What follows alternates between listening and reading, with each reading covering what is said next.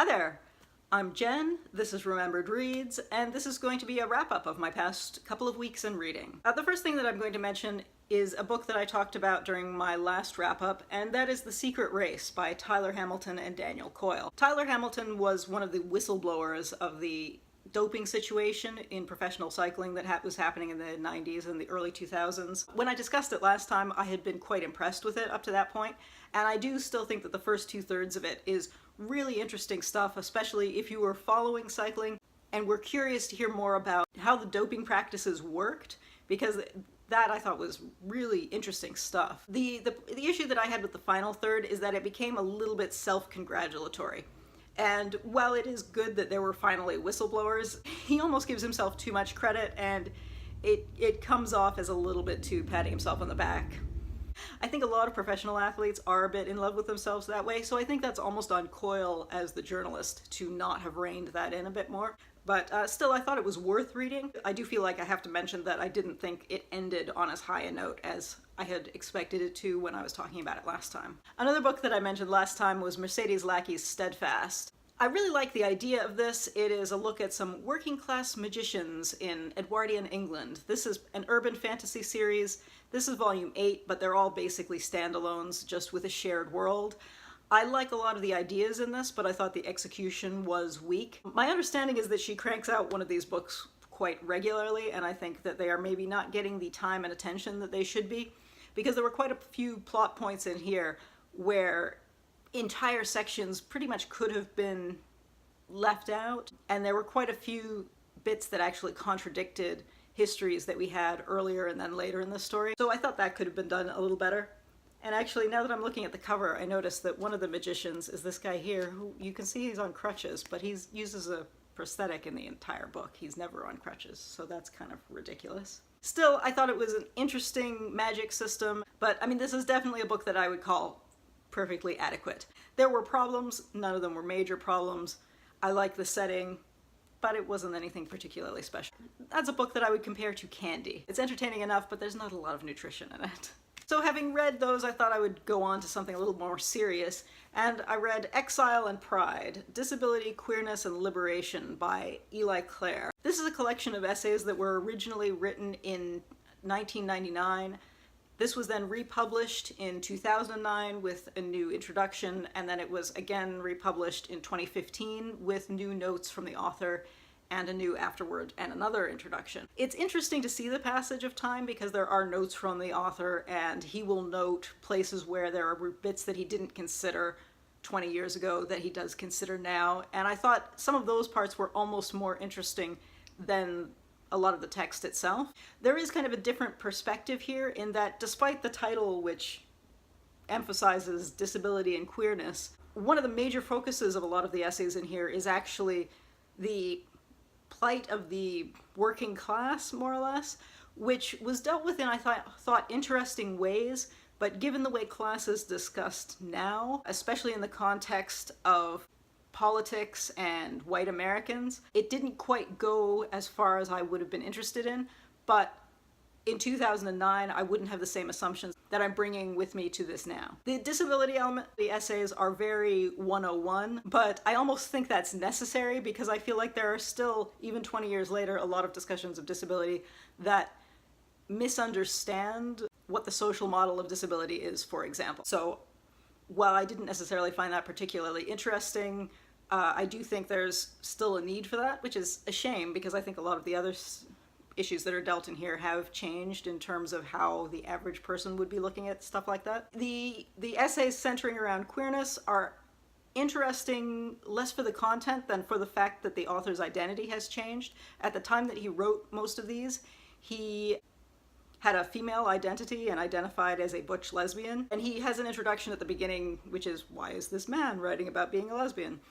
Which is interesting. So a lot of the reflection there is almost more interesting than the discussion itself, a lot of which is almost memoir-esque, which is a bit of a contrast to the class and disability bits, which are mostly about a broader social picture. So I thought this was interesting, but not nearly as deep as it could have been. And I think in a lot of ways more interesting for the commentary than for the original content.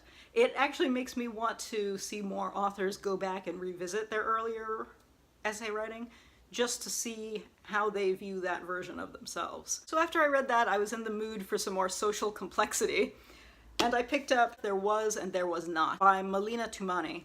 The subheading on this one is A Journey Through Hate and Possibility in Turkey, Armenia, and Beyond. The author is an Iranian-born Armenian American who was dissatisfied with the amount of ethno-nationalism that a lot of Armenian American communities had, and the almost militaristic nature of some children's camps that she went to during the summer, which was very revealing in a way that I think when you talk to a lot of people who have a very strong kind of ethno-national centering, and there tends to be a lot of not wanting to speak poorly of their own communities, and she's very willing to evaluate the pros and the cons of that. So I thought that was fascinating stuff. So part of that is the reveal of those elements, and then the secondary part of this is she goes and moves to Istanbul and has this idea that she's going to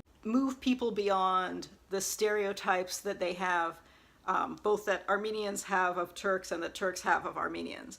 And it's kind of both naive and inspiring at the same time, and she ends up being frustrated because you can have all the good intentions you want, but when there's so much politics and nationalism and pride and all of the other elements, that you would think she would go in having thought about that, but she really had this idea that here she was going to come in with change, which I don't think one person can do, but it was really interesting to go on this journey with her. I went into this cautiously because I was thinking, I kind of maybe stereotypically imagined that she was going to be more nationalistic than she is, and she is not, and I thought that was great to see, because I feel like there are a lot of issues like this that I would like to see people approach from a much less nationalistic and a much more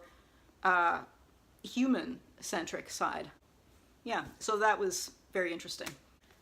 Next up, I had seen all kinds of ads online for a new app that the author of this book had come up with, and since I was curious, I thought I would see what his ideas were, and I picked up Fluent Forever, the subheading of which is How to Learn Any Language Fast and Never Forget It.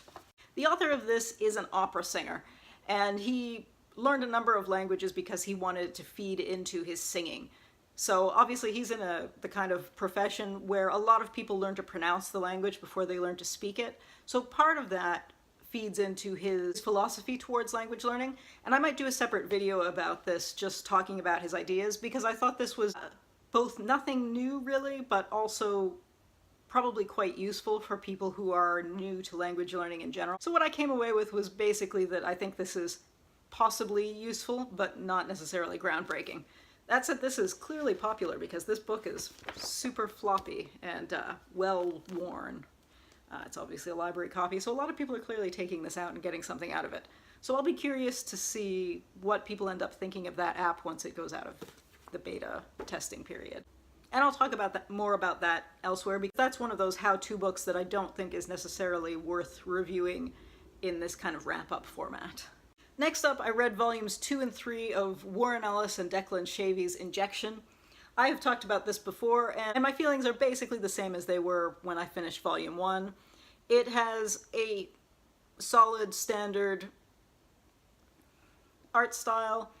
It is loosely about a group of UK-based urban magicians and their adventures and investigations and work for various government and private organizations. I think I said the last time when I talked about these that it's very standard in terms of the kind of book that Warren Ellis has been writing for 25 years.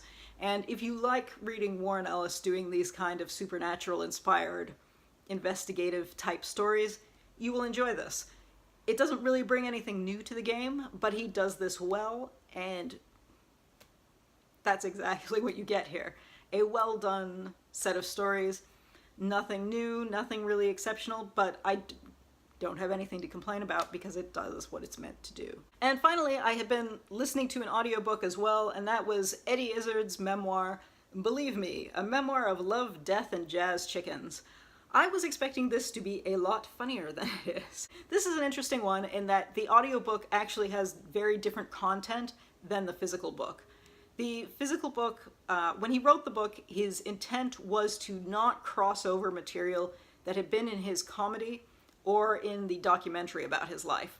He seemed to come up against the problem of a lot of the stories that are from the book are not the most entertaining ones, because if they'd been funny, he would have put them in his comedy or he would have put them in the documentary. I don't know that I would recommend reading this. However, the audio version allows him to go off on tangents, so there's quite a bit of material here that's not in the text itself, which are noted as extra footnotes.